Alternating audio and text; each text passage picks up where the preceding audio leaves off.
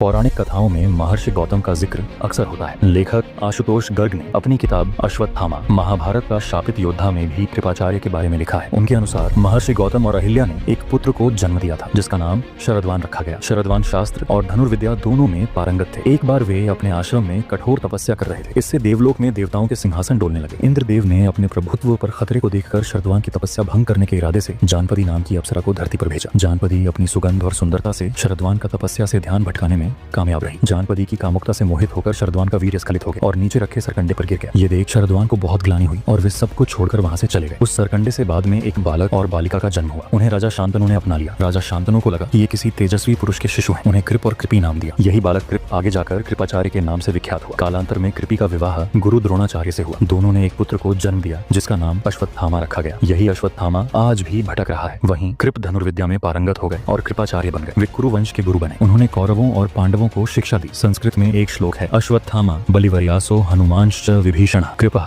परशुरामश्च सप्तयतय चिरजीविना। इसका अर्थ है अश्वत्थामा, बलि, व्यास, हनुमान, विभीषण, कृप और परशुराम ये 7 चिरंजीवी हैं। कृपाचार्य 7 चिरंजीवी में से एक हैं। कहा जाता है कि वे इतने बड़े तपस्वी थे कि उन्हें अपने तप के बल पर चिरंजीवी रहने का वरदान मिला था। वहीं कुछ लोगों का मानना है कि उनकी निष्पक्षता के आधार पर उन्हें चिरंजीवी रहने का वरदान मिला था। महाभारत के युद्ध में कौरवों की तरफ से लड़े, फिर पांडवों के साथ हो गए। महाभारत के युद्ध में कृपाचार्य ने कौरवों का साथ दिया था। जब युद्ध में कौरवों का वध हो गया और पांडव विजयी हुए तो वे उनके साथ चले गए। कहा जाता है कि युद्ध के दौरान कर्ण की मृत्यु के बाद कृपाचार्य ने दुर्योधन को पांडवों से संधि करने के लिए कहा था, मगर दुर्योधन इसके लिए तैयार नहीं हुआ। बाद में कृपाचार्य पांडवों के शासन में धनुर्विद्या की शिक्षा देते रहे। उन्होंने परीक्षित को भी अस्त्र का ज्ञान दिया। कहते हैं कि चिरंजीवी का वरदान होने के चलते कृपाचार्य आज भी जीवित हैं। आपको ये जानकारी कैसी लगी कमेंट करके जरूर बताएं और जानकारी अच्छी लगी हो तो लाइक और शेयर करना ना भूलें और चैनल पर नए हो तो चैनल को सब्सक्राइब कर बेल आइकन पर जरूर क्लिक करें ताकि ऐसी ही रोचक जानकारी आप तक आसानी से पहुंच सके। वीडियो पूरा देखने के लिए बहुत बहुत धन्यवाद।